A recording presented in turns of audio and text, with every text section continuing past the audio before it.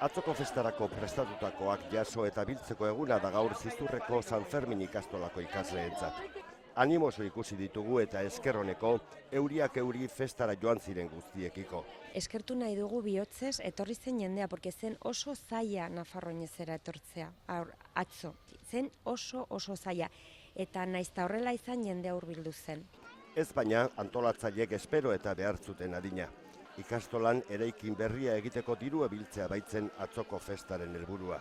Ekonomia aldetiko urte oso gogorra izan da, guk behar genuen oinez on bat izatea, helburu batzuk, helburu ekonomiko batzuk betetzeko, eta hori ezinezkoa izan zen atzoko eguraldiarekin. San Fermin ikastolak kontu korronteak ireki ditu hainbat banku eta kutxetan diru laguntza eman nahi dutenentzat. Bigarren hezkuntzako ikasleentzat eraikin berria egiteko erabiliko dute bildutako dirua.